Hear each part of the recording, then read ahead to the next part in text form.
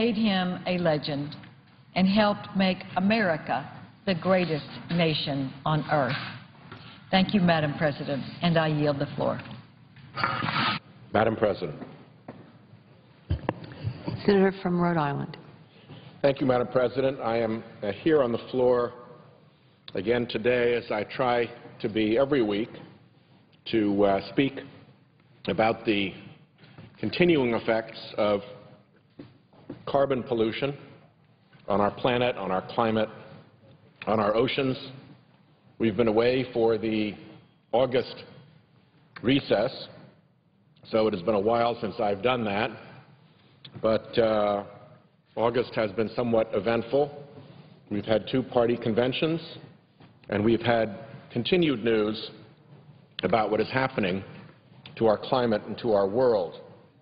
The National Oceanic and Atmospheric Administration reported that July was the hottest month ever in the contiguous United States in their 118 years of keeping records.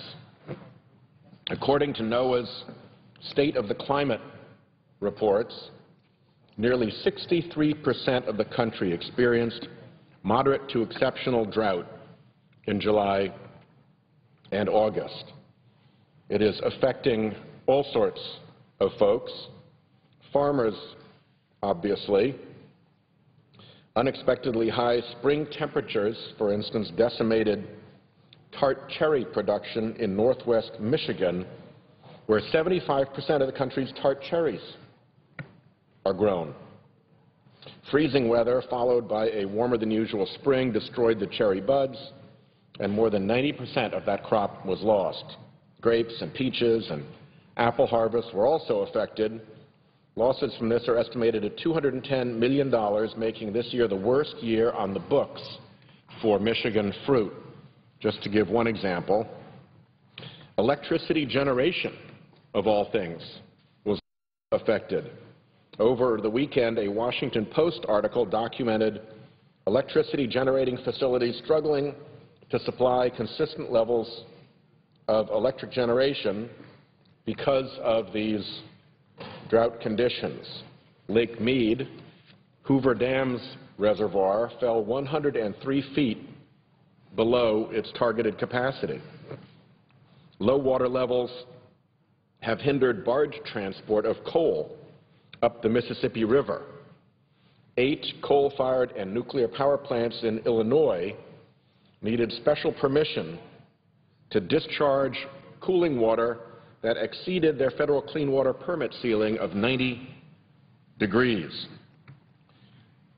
NASA scientist James Hansen published a study last month concluding that the 2011 heat waves in Texas and in Oklahoma, as well as the heat wave at that time in Russia, were likely caused by climate change, by the carbon pollution that we are emitting. On the analysis that what the carbon pollution in our climate does is to load the climate dice in favor of more and more extreme storms and extreme conditions like these heat waves.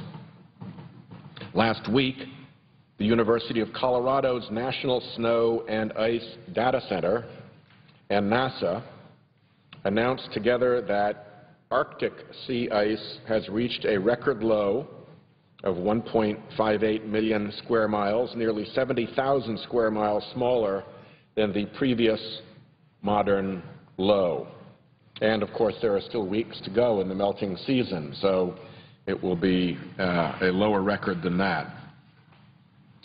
In the past 3 decades, the annual average temperatures have increased twice as much over the Arctic as over the rest of the world.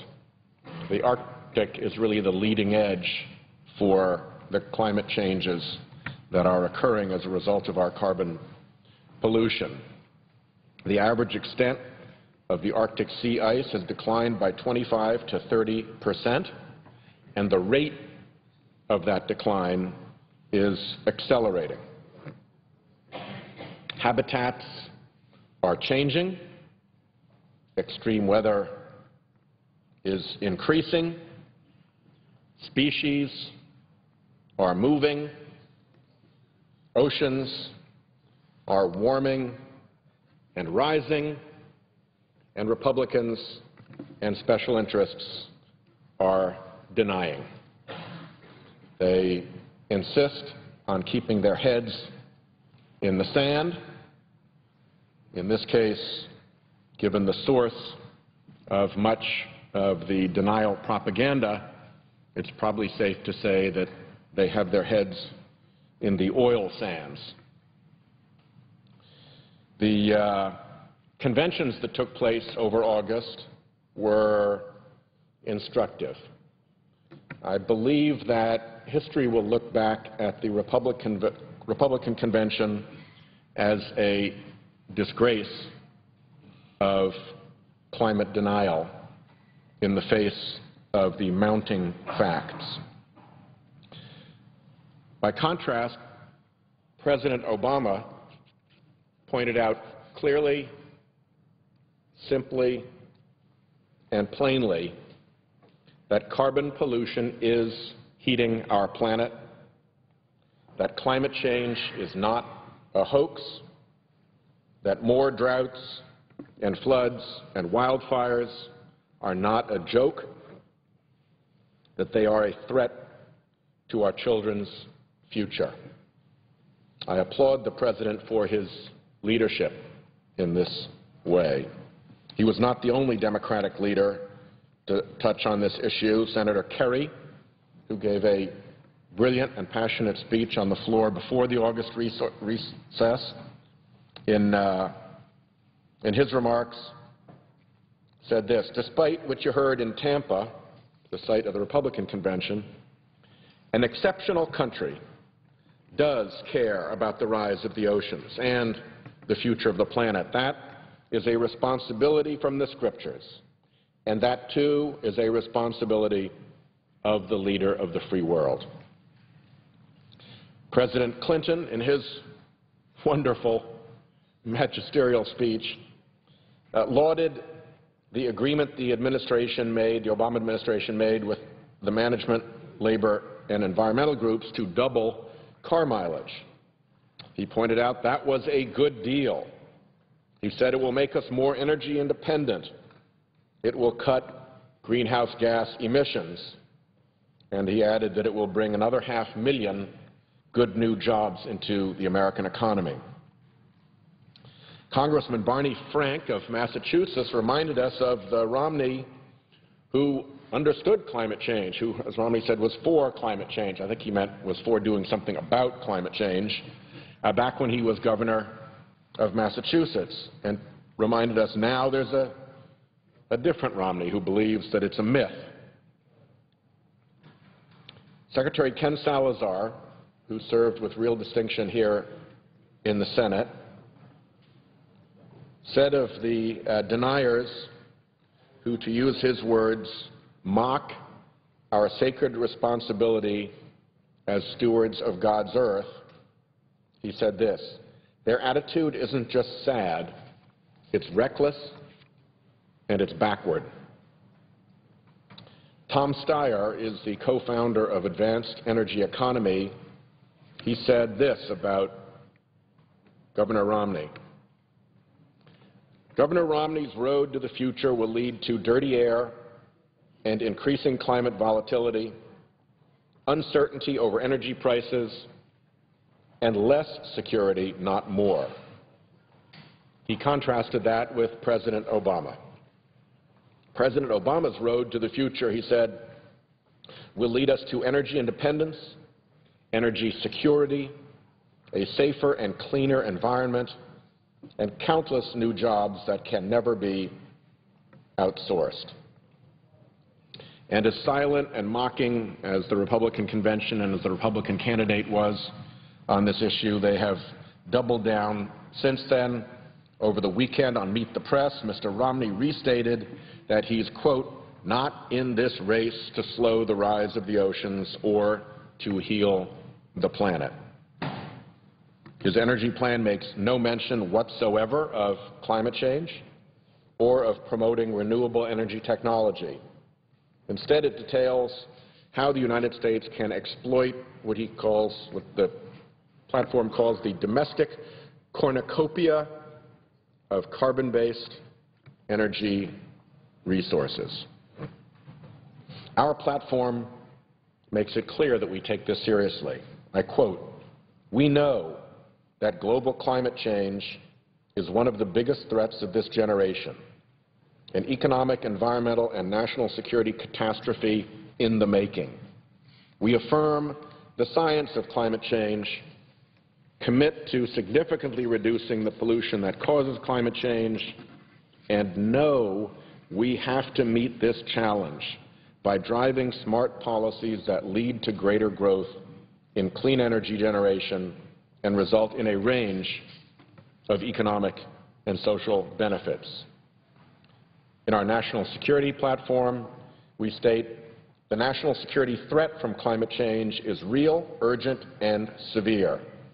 The change wrought by a warming planet will lead to new conflicts over refugees and resources, new suffering from drought and famine, catastrophic natural disasters, and the degradation of vital ecosystems across the globe."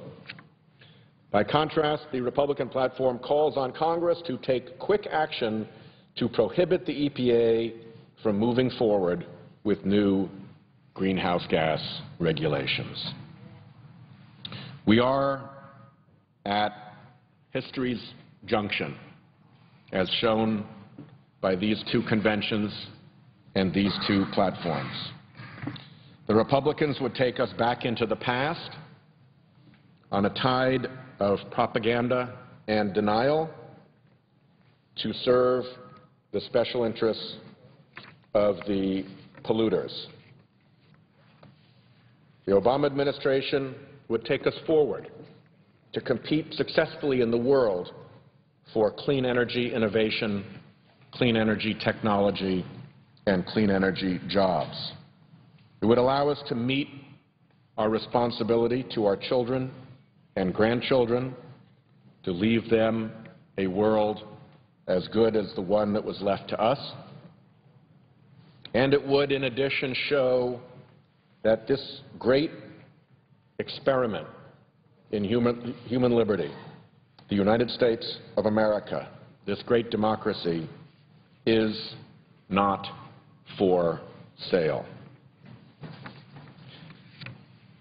The findings that we made in our platform, I'll quote again, "We know that global climate change is one of the biggest threats of this generation, and we affirm the science of climate change," follows the very strong findings of the American scientific community, indeed the world scientific community. Back in October 2009, a letter from a coalition of respected scientific organizations said this: "Observations throughout the world make it clear that climate change is occurring, and rigorous scientific research demonstrates that the greenhouse gases emitted by human activities are the primary driver. These conclusions are based on multiple independent lines of evidence, and contrary assertions are inconsistent with an objective assessment of the vast body of peer-reviewed science." And these were highly esteemed scientific organizations: the American Chemical Society, the American Meteorological Society, the American Society of Agronomy, the Botanical Society of America, and many, many others. They do not think that the jury is out on this question. They know that, in fact, the verdict is in, and we now have a responsibility to ourselves and to the future to act.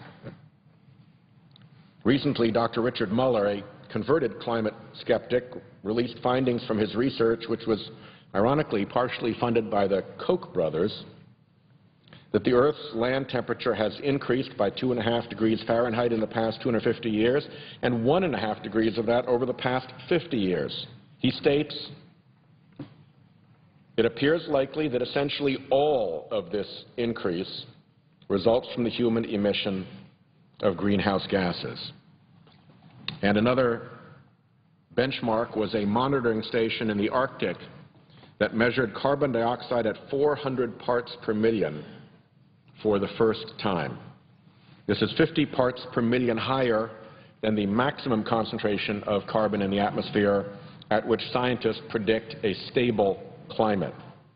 And it is well outside the 170 parts per million to 300 parts per million range of carbon in our atmosphere that has persisted for the last 8,000 centuries. Essentially all of human development has taken place within a range of 170 to 300 parts per million in our atmosphere, and we just broke in the Arctic 400 parts per million for the first time. We're not just off the road and over the chatter strip, we are way out of history's line. So again, we are at a junction in history. I urge that we go forward, that we drive our country towards successful competition for a clean energy future, that we meet our responsibility to our children and our grandchildren, and that we prove to ourselves and to the rest of the world that our great American experiment in human liberty is not for sale to the polluting industries. I thank the presiding officer, and I yield the floor.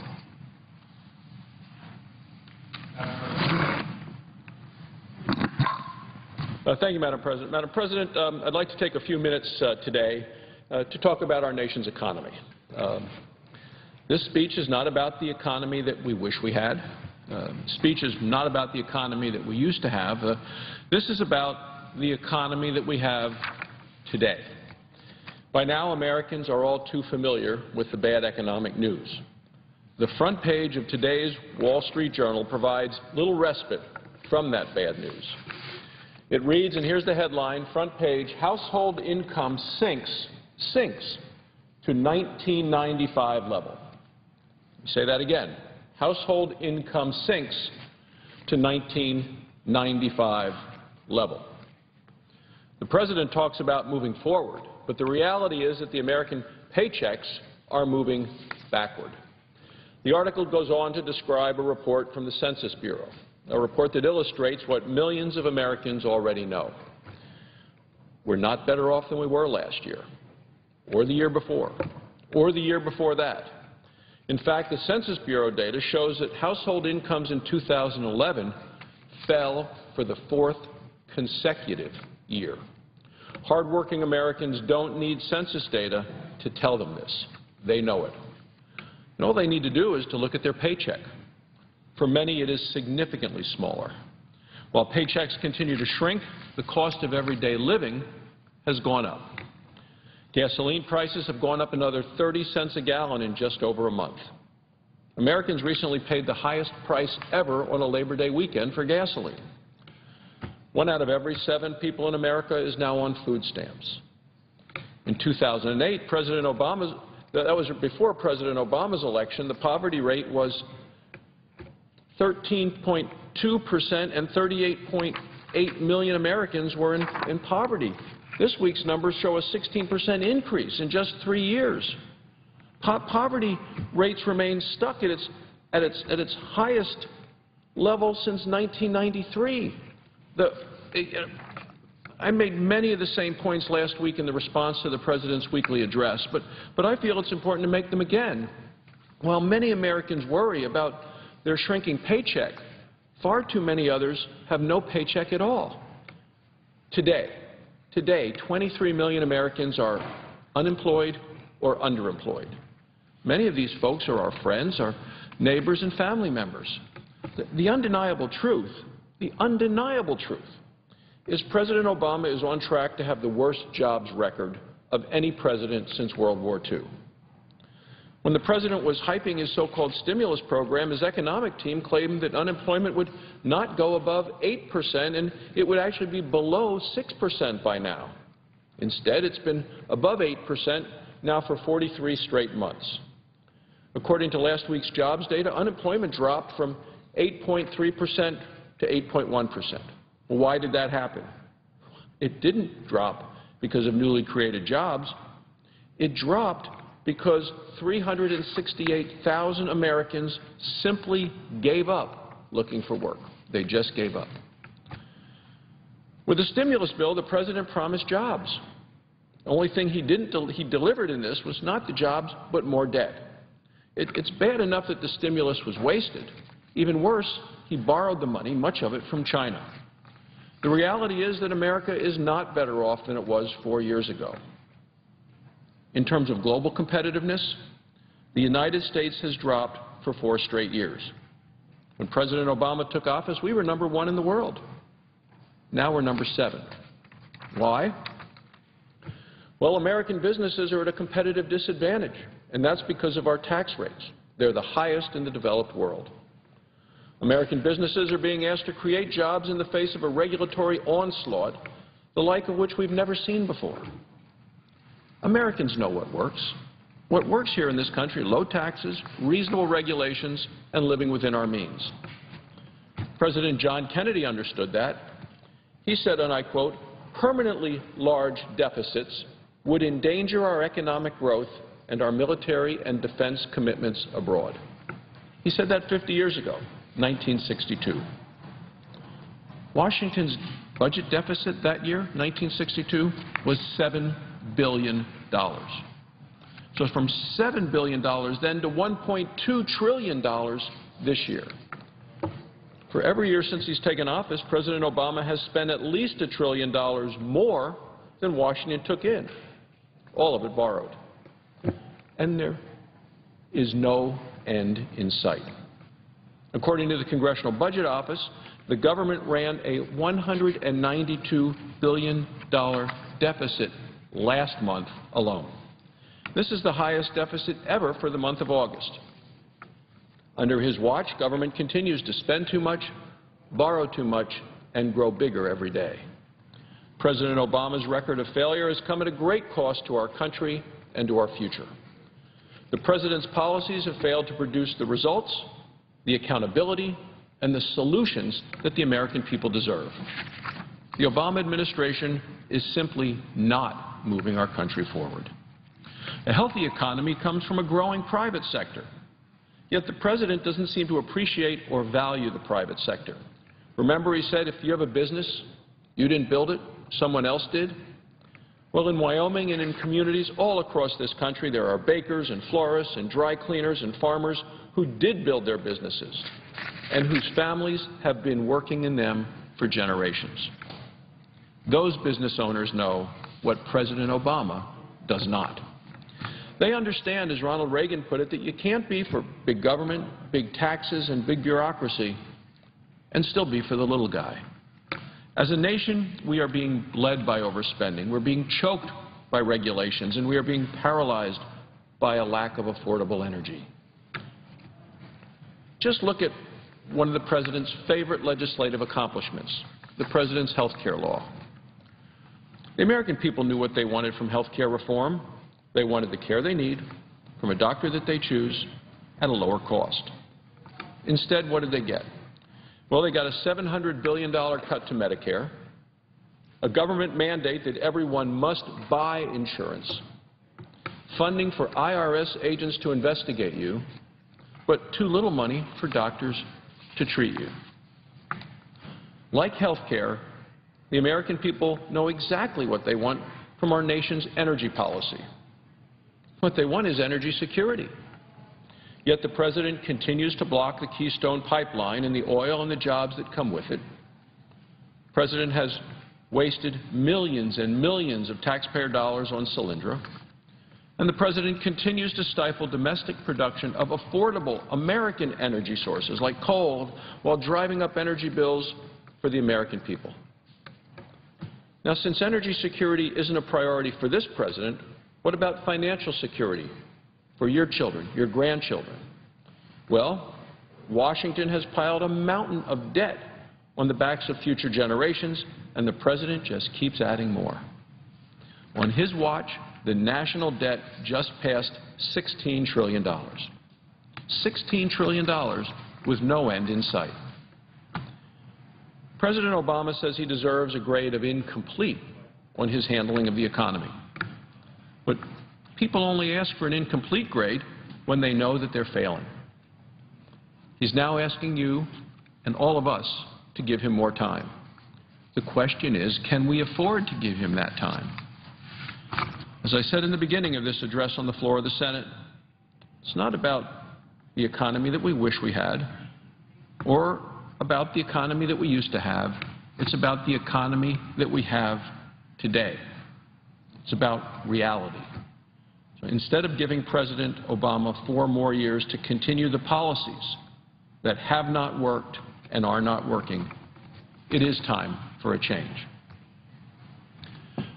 Madam President, I'd also like to take a few moments today to talk, as I do each week here in the Senate, as a physician, and give a doctor's second opinion about the health care law. I come to the Senate floor just about every week to talk about the health care law as someone who's practiced medicine in Wyoming for a quarter of a century, taking care of families, many, many patients on Medicare. And that's what I want to do today, is talk about the health care law's impact specifically on our seniors who rely on Medicare for their health care. And specifically, I want to talk about how this law is going to impact those living in rural and frontier areas like Wyoming. Now, I know it can be very challenging for people living in rural communities to get the care they need, especially from a doctor they choose. But the Associated Press recently described this issue in an article entitled, "Boomers Retiring to Rural Areas Won't Find Doctors." Boomers retiring to rural areas won't find doctors. The story highlighted the trouble of Nina Musselman from rural Oregon and the trouble that she had finding a new family physician when her previous doctor moved away. Well, after a year of going to different physicians who would treat her temporarily, she finally, after a year, found a new permanent provider. The words that she used to describe her experience were, she said, quote, "It's a sad situation for seniors." Well, unfortunately, because of the President's health care law, the situation for seniors, especially those living in rural communities, is only expected to get worse. The article not only confirms that fewer doctors are working in rural areas, but also that the program pays rural doctors less per procedure. This fact, combined with the cuts to the program scheduled to take place under the health care law, well, it means that the seniors in rural areas will have even a greater time, more difficulty finding a doctor to take care of them. Mark Pauly, who is a professor of health care management at the University of Pennsylvania, put it this way. He said, if the cuts to Medicare are allowed to go through, the doctors are saying, we're out of here. Professor Paley adds, he said, the least that the doctors are saying is, we'll treat Medicare patients like we treat Medicaid patients, he adds, which is mostly not. So over the past 2 weeks, the Republicans and Democrat parties have held their nominating conventions. The nation has had the opportunity to hear both Governor Romney and President Obama, hear from them about their accomplishments and their visions for America. After hearing the President's speech, I was struck by the fact that he barely mentioned his health care law. The newspaper Politico stated in back-to-back speeches, Obama and Vice President Biden all but ignored the Affordable Care Act. It's not surprising given the fact that the law remains deeply unpopular with the majority of the American people. In fact, the latest Rasmussen poll found that half of the people surveyed support repealing the health care law. President and Washington Democrats might be trying to avoid the law. As a physician who practiced in Wyoming, I believe the topic is too important to ignore. All seniors, especially those in rural America, need to know how this law will impact their ability to get the care they need. Previously, the Institute of Medicine found that there are fewer primary care physicians as well as other medical specialists per capita in rural areas compared with urban areas. So it's not just primary care and it's not just specialists, it's both. So while people in rural America make up 20% of the nation's population, they're only served by about 9% of the nation's physicians. Then the Kaiser Family Foundation, they tell us that beneficiaries in rural areas account for at least 60% of the Medicare populations in Mississippi, Montana, North Dakota, South Dakota, Vermont, and Wyoming. This is why I have such a passion for ensuring that all our seniors, no matter where they live, can receive their Medicare benefits. Unfortunately, all America knows that the President's health care law made significant cuts to Medicare. Specifically, the Congressional Budget Office told us that the law takes over $700 billion from the Medicare program. This money will not be used to improve the health care received by seniors, but rather to pay for a whole new government program for someone else. In fact, if the cuts in the health care law are implemented, the nonpartisan actuary at the Centers for Medicare and Medicaid Services found that Medicare payments for inpatient hospital services would eventually be only 39% of private insurance rates. This situation facing physicians is not any better. The actuary at CMS reported that in 2009, Medicare paid physicians approximately 80% of private insurance rates. Under current law, if the cuts are allowed to move forward, Medicare will eventually only pay about 26% of the rate of private insurance. There is no question that the ramifications of these cuts will directly impact the ability of seniors to receive the health care they need. As Professor Timothy Jost noted in the New England Journal of Medicine, if the gap between private and Medicare rates continues to grow, as it is under this law, health care providers, they say, may well abandon Medicare. So for the millions of seniors that rely on Medicare, losing access to the program is simply not acceptable. When the President passed his health care law, he proudly stated that he was expanding health care coverage for millions of Americans. What he failed to mention is that this expanded coverage is being bought at the expense of American seniors. Washington Democrats have long argued that the cuts to Medicare will do two things at the same time. They say it will expand health coverage for the uninsured and extend the life of the Medicare Trust Fund. Now in Wyoming and all across the country, people know that you cannot spend the same money twice. But apparently the President and supporters of his health care law right here in this body think that they can. Their logic defies math, and it defies common sense. As a former director of the Congressional Budget Office, Douglas Holt-Eakin has stated in a recent op-ed, any suggestion that Medicare will last longer is an illusion, not a fact. America's seniors can't afford the spending illusions contained in the health care law. Congress must act and repeal the law before Medicare is transformed from a vital program into an empty promise. With that, Madam Chairman, I yield the floor. And note the absence of a quorum. Clerk will call the roll.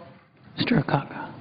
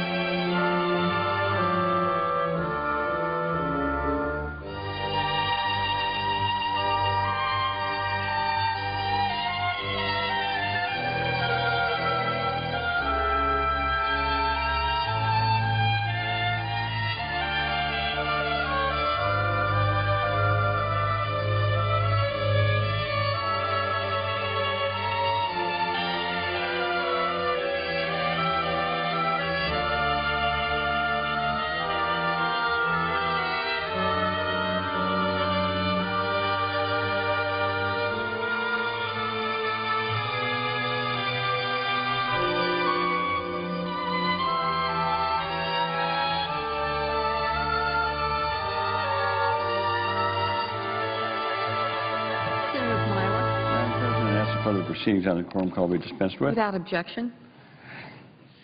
Madam President, I said earlier this week when we came in on Monday that every day I would come to the floor, and other senators I know are coming to the floor, to sort of, let the American people know what Mr. Romney and Mr. Ryan are trying to hide from them. What they're trying to hide is what their blueprint is for America, where they want to take the country. Oh, yeah, you can listen to all their speeches and stuff on the campaign trail, but show me your budget and I'll show you what your priorities are. A budget is a blueprint, and we have from Mr. Ryan, our colleague in the House, his budget. I think, if I'm not mistaken, it's been passed twice in the House, and almost every Republican, I think, voted for it, the same as over here. So if Mr. Ryan and Mr. Romney were to be elected to the presidency and vice presidency, they would be able then to move this through, their budget through, under a little known kind of procedure called reconciliation. It's kind of a fancy word, but all it means is that it would go through with 51 votes. Now, I think it's important for the American people to know what's in that budget, what's in that blueprint for America.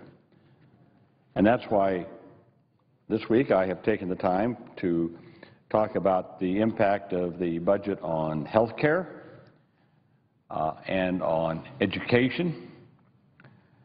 Today I'd like to talk about the impact of this budget on where I live, rural America, in the Midwest, where the occupant of the chair lives, up in the Midwest. What is the impact of the Ryan on those of us who live in small towns, rural communities, who live on farms, ranches in the West? What's the impact? Well, I think, first of all, it's important to step back and sort of take a look at his budget blueprint overall. What it really does is it further decimates the middle class in America. The very centerpiece of the Ryan budget is a dramatic shift of even more wealth to those at the top, targeting huge new tax cuts for the richest 2%. Those making over $1 million a year, and I've used this chart before and I will continue to use it. For those making over $1 million a year, they would get a $265,000 more in tax breaks. $265,000. That's added on to $129,000 that they already get from the Bush tax cuts. So under the Ryan plan, if you make over $1 million a year, you're going to get $394,000 in new tax cuts. You're entitled to that. That's an entitlement, okay? If you make that much money, you're entitled to get that tax cut. So when you hear people talking about entitlements, remember, it's not just the poor, it's the rich too. They get a lot of entitlements. So they're going to have all these new tax cuts. Totals $4.5 trillion over 10 years. Well, where do they get that money?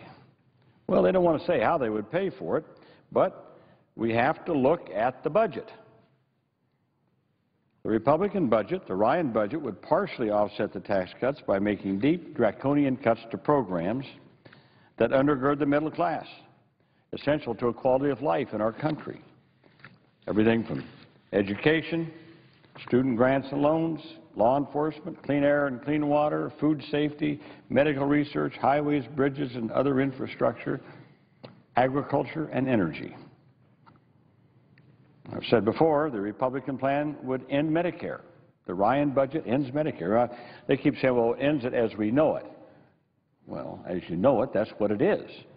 It replaces Medicare with voucher care, not Medicare, voucher care. It would completely destroy Medicare. Now, they say, well, you know, you can take your voucher and you can keep Medicare if you like, or you can go out and get a private plan. Well, if you're a really healthy elderly person, you might be able to get a really cheap plan out there someplace. So all of the healthy elderly leave Medicare. It leaves only the sickest and the poorest in Medicare. The costs skyrocket, and it becomes unsupportable. That's the way they destroy Medicare. Now, again, they talk a lot, Mr. Ryan and Mr. Romney, about reducing the deficit. Reducing the deficit. Balancing the budget. Even under the most rosy assumptions, the Ryan budget does not balance the budget until the year 2040, 28 years from now. 28 years. So Mr. Ryan is a true acolyte of former Vice President Cheney, who, in a very unguarded moment, said deficits don't matter. Well, they obviously didn't. If you see how much deficits went up underneath the Bush-Cheney administration. So obviously Mr. Ryan has also, he won't say it, but his budget shows it. They don't think deficits matter either because they have deficits for the next 28 years. So again, when I tell people this and I outline the budget for folks back home, they say, you know, you must be kidding. Nothing could be that extreme. Well, the Ryan plan is extreme and unbalanced, but I'm not making it up. Even former House Speaker Newt Gingrich criticized the Ryan budget. He called it right-wing social engineering. Well, all I can say is, Newt, you got that one right. But you don't have to listen to Newt. Let's listen to the economic advisor to really the icon of the modern-day Republican Party, President Ronald Reagan. Look what he said. So what Mr. Bartlett said. He said, distributionally, the Ryan plan is a monstrosity. The rich would receive huge tax cuts while the social safety net would be shredded to pay for them. A monstrosity. Now, this is the economic advisor to President Reagan. President Reagan wouldn't have a chance in today's Republican Party, not with the Ryan budget. So again, the Ryan budget is radical, radical, and in shrinking the size of government to what it was more than a half a century ago. More than half a century ago. Well, today I'd like to focus specifically on the devastating impact of the Ryan budget, the Romney-Ryan budget, on American agriculture and on our quest for clean, renewable energy and energy independence. The Ryan budget would make deep reductions in our federal commitment to America's farmers and ranchers, to rural communities, and to consumers, especially consumer safety. The Ryan budget calls for reducing funding for agriculture conservation. Conservation.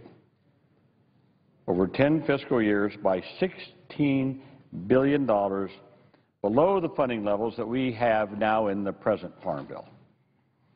That amounts to about a 24.5% reduction in conservation of soil and water. Our nation cannot afford to back off on our commitment to agricultural conservation, not at a time when climate and weather are becoming more variable and damaging to the land, when farmers and ranchers need to keep increasing production to meet demands from a growing population. So more and more demands being put up our land, changing climate, and that's why conservation funding is so critically important. Farmers and ranchers have made tremendous progress on conservation.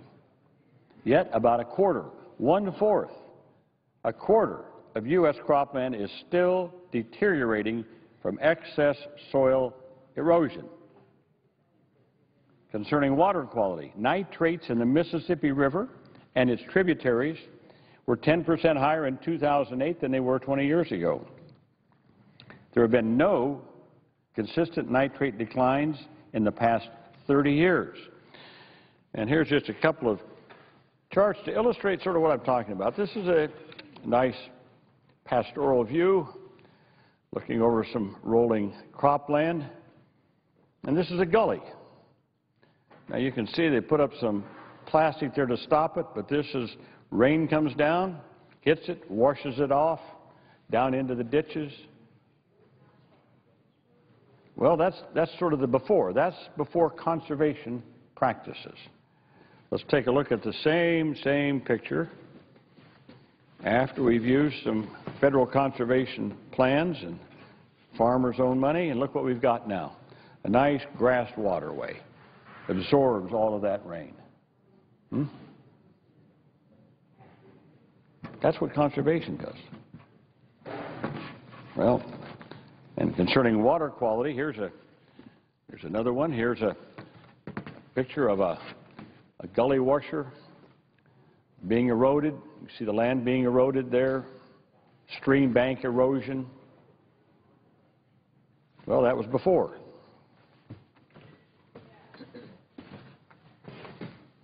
That's what it looks like afterward.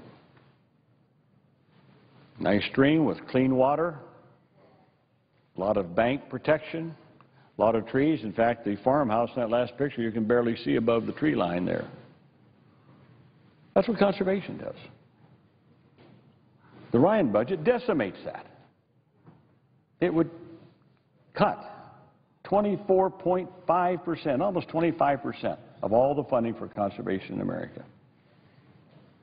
At a time when we know what's happening to the Mississippi River with all the nitrates going down the Mississippi River, with land erosion. As I said, at a time when our farmers are being asked to produce even more and more to meet a growing population. So again, and this doesn't just affect farmers. This affects all of us. You might say to conservation, sure, that looks nice. You save the soil, you save the water. What's that got to do with me? I live in San Francisco or Los Angeles or someplace like that. It has to do with the quality of life in America. It has to do whether or not we're going to preserve this bountiful land that we have for future generations, and whether we're going to commit ourselves to really having clean water and cleaning up our rivers and our streams and to prevent our soil from flowing down the rivers. Now, that's conservation. Another troubling feature of the Ryan budget is that it would impose new and tighter limits on money appropriated for rural housing, rural water and wastewater systems and economic development, as well as other vital Department of Agricultural functions such as food safety, agricultural research, education, and extension. The Ryan budget, adopted by the House, would overall cut the funding for, as we said, non-defense domestic appropriation by about 18.9% compared to the current appropriations level. That's for next year. That's for 2014 and for years thereafter that. So let's consider rural development programs at the Department of Agriculture. For fiscal year 2012, we appropriated $2.4 billion, rural development. That funding provides assistance to rural housing, rural cooperatives, other small businesses, rural water, rural wastewater systems. That figure for fiscal year 2012 that I gave you, $2.4 billion, was already 9% below 2011, and 2011 was 11% below fiscal year 2010. So what would the Ryan budget do? Slash another 19%, 18.9% from rural development funding. That would amount to a cut of roughly $454 million in 2014. $500 million. $500 million in cut to wastewater systems, rural housing. Or consider the food and agriculture research, education, and extension of the Department of Agriculture. The fiscal year 2012 appropriations for this was $2.3 billion. And again, that was a slight reduction from appropriations in recent years. $2.3 billion in fiscal 12, and fiscal 10 it was $2.59 billion. So we've already taken some reductions. We already know that our current levels of investment in federal food and ag research are falling far behind what's needed to meet the challenges that I just spoke about, the challenges of producing food, more food to meet a growing world population, the need for exports, but to do it in an environmentally benign way which saves soil and water for future generations. Well, the Ryan budget, again, whops off another 18.9%. That'd be about $435 million in 2014, $500 million from these vital programs. And again, these don't just affect farmers. These affect all of us. Take food safety, just food safety. You know, people like to know that when you buy some food someplace, that you have a high expectation it's not going to make you sick. Well, the fiscal year 2012 appropriations was $2.5 billion for the FDA, the Food and Drug Administration, and $1 billion for the Food Safety and Inspection Service. That's the Department of Agriculture, that's FSIS, Food Safety Inspection Service. That deals with federal meat and poultry inspection. The FDA handles everything else. Now, if the Ryan budget were adopted, again, an 18.9% cut to both FDA and the Food Safety Inspection Service. Listen to this. That would be a cut of about $472 million from the Food and Drug Administration to inspect our food and our drugs to make sure that they're safe. And a cut of about $189 million from the Food Safety and Inspection Service that inspects meat and poultry. So consumers would have much less assurance about the safety of their food. And need I remind people that the Senate and the House just passed this year a proposal to reauthorize the Food and Drug Administration to give more duties, more responsibilities, to do more inspections of food coming into this country from overseas. President Obama signed that into law, supported by Republicans and Democrats, consumers, pharmaceutical companies, food companies, everybody supported it. Great bill. Now, here's the Ryan budget. They're going to take about $500 million out of that per year. So we might have given them the authority in the authorization bill, but then we're going to cripple them, cut them off at the knees. We're going to cut them off. If we adopt the Ryan budget, take about $500 million a year from the FDA. Let's take a look at what it would do about energy. Because this not only means a lot to Iowa, I think it means a lot to our country in terms of moving ahead to develop renewable, safe, domestically grown energy. The Ryan budget claims that President Obama has stifled domestic energy production by blocking or delaying production of oil, both onshore and offshore, and gas. But what he fails to acknowledge is that under President Obama, we have already opened up vast expanses of public lands for oil and gas exploration. Production of both has increased by 13% for domestic oil, 12% for natural gas since 2008.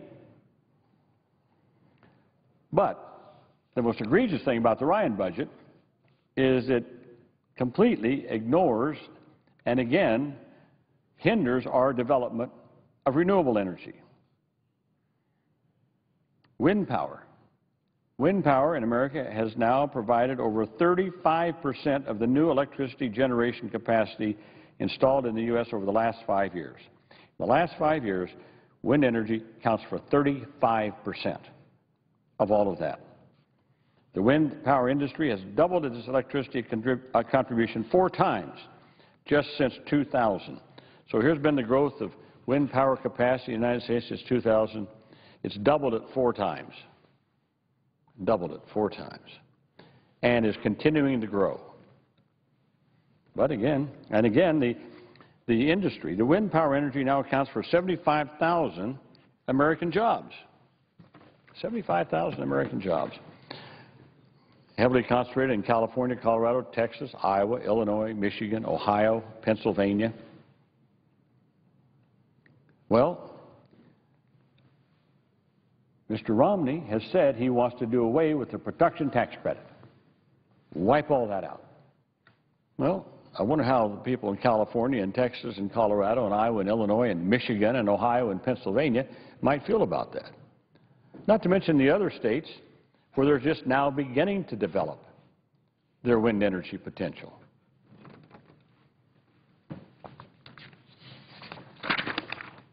So the Ryan budget does away with the production tax credit, and Mr. Romney has given his stamp of approval to that.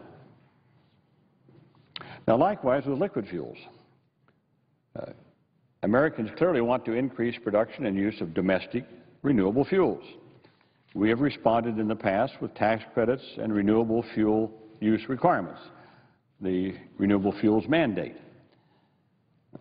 Small business entrepreneurs have built ethanol and biodiesel biorefineries all across the country. They now supply about 10% of the fuel used in our gasoline-powered autos and trucks. That's 10% that no longer comes from outside our borders. And here is the expansion here of all of the biorefineries in the United States just in the last few years. Look how they've grown up. There's a lot of jobs there. A lot of jobs, a lot of liquid fuel. In fact, if you look at a chart of the expansion of liquid fuels and look at the decrease in imports from oil, they just about match. You just take a look going back to 2000. This is the increase in ethanol production. This is the decrease in oil imports. Boy, they just about match. As the ethanol production has gone up, oil imports have gone down.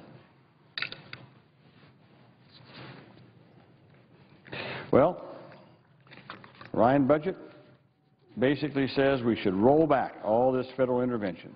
Just roll it back. But they say it's okay for the oil companies to go offshore and drill offshore, drill in very fragile areas of our country. I wouldn't be surprised if they want to open up Yellowstone Park to oil and gas exploration pretty soon. I just want to share the Iowa experience, if I might, about renewable energy, because I think it speaks to the potential that we have nationwide. Up until a decade ago, 10 years ago, my state of Iowa was nearly 100% dependent on energy inputs. All of our gasoline and diesel came from out of state. Most of our electricity came from out-of-state coal. By contrast, today, Iowa generates about 20% of its electricity from in-state wind power facilities. We now have about 7,000 jobs in the wind power industry. We build the turbines, we build the blades, we build the towers, everything there. We're teaching a whole new generation of young Americans at our community colleges how to fix, repair, replace, and maintain our wind generators. So instead of paying others for imported coal or for coal-based electricity from other states, Iowans are using their money to build and install and operate their own wind turbines, generating electricity from our own in-state renewable resources of wind. Liquid fuels is the same. It's remarkable. As I said, remember, Iowa imported all of its oil and gas 10 years ago, gasoline. Iowa now has 54 biorefineries, produce about 4 billion gallons of ethanol and biodiesel a year. That is 50% more than the total amount of liquid fuels that we consume in a year. So Iowa, in 10 years, has gone from a total importer of liquid fuels to a net exporter. We make more than 50% more than we actually use. So we get to export it to other states. Again, good paying jobs. It's a renewable resource, higher incomes for farmers, helps the Iowa economy better than the economies of the Mideast oil states. So, Mr. President, America can follow in Iowa's footsteps, but only if we continue the energy policies that have enabled these achievements. We need to extend the production tax credit, to extend wind power and other renewable electric systems across the country, like solar electric. The Ryan budget does not account for that. They drop them. The Ryan budget drops all of these investments in renewable biofuels also. So again, Mr. President, as I said each day, We've looked at the Ryan budget from how it affects health, how it affects education. Senator Boxer from California and others have come out and talked about how it affects our transportation infrastructure in America. But I also wanted to point out what it does to our renewable energy sector and what it does to agriculture, especially conservation, and how it would decimate our efforts to ensure clean water and to stop soil erosion in all of our states, So, Mr. President, before I close, I just want to provide a broader context so that we understand the consequences of the Romney-Ryan budget. Going back to the 1930s, the American people have supported and strengthened a kind of a unique American social contract. That social contract says that we'll prepare our young and we'll care for our elderly. That contract says if you work hard and play by the rules, you'll be able to rise to the middle class or even beyond. That social contract says that a cardinal role of government is to provide a ladder or ramp of opportunity so that every American can realistically aspire to the American dream. Well, in one document, the Romney-Ryan budget would rip up that social contract, shred it. Don't take my word. Let's go back to see Bartlett's. I'm going to see Mr. Bartlett's quote again that I had right at the beginning, right there. Don't take my word for it. Right here. This is Ronald Reagan's economic advisor. He says the Ryan plan is a monstrosity distributionally. The rich would receive huge tax cuts while the social safety net would be shredded to pay for them. How far do you think Ronald Reagan would get today with this Republican Party, with that kind of statement? Huh? So again, the Ryan budget would rip up that social contract, replace it with a sort of survival of the fittest, winner take all. It's sort of a tough luck, you're on your own. If you're born wealthy, if you live in the right circumstances, you're okay. Or if you win the lottery, God bless you, you're okay if you win the lottery. But otherwise, tough luck, you're on your own. I agree with what President Clinton said last week when he said there are two competing philosophies here. One is the Romney-Ryan budget philosophy of you're on your own. The other philosophy is what I think we have been proposing, and that is that we're all better off when it's a we're all in it together philosophy. And again, the Ryan budget, the Romney-Ryan budget, is a blueprint for where they want to take America.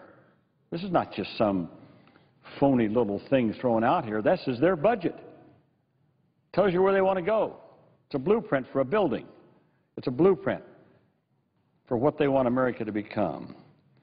Well, I don't think that that's the kind of America that my neighbors in Iowa would find acceptable. And certainly not one they find for their kids. And it's not acceptable. Again, Mr. Ryan said that he had said that he had developed his views on his budget. They were informed by Catholic social teaching. Well, I don't know. I went to Catholic schools most of my life. That's not what I was taught. I wasn't taught that, you know, you're on your own, that government has no responsibility whatsoever to ensure that you have decent health, safety, education, that you have a decent retirement so you don't get put in the poorhouse. I was taught that we're all in this together, and I see the bishops say the same thing. The Catholic bishops say Ryan budget fails the moral test. Fails the moral test. They reiterated their demand that the federal budget protect the poor and said the GOP measure fails to meet this moral criteria. So again, Mr. President, I've taken this floor every day. I intend to take it every day from now until whenever we adjourn to keep pointing out, along with other senators, what's in this Romney-Ryan budget. It's really scary. A lot of times, you know, when we go out campaigning, we always tell people, you know, this is the most important election ever. How many times have you heard that one? This is the most important election we've ever. This is the most important. Hear both sides saying that. Well, I've been through a lot of elections, and I've said that a lot of times. I won't say that. I'm not going to tell anyone this is the most important election ever. But I will say this. This is the scariest election that I have seen in my lifetime.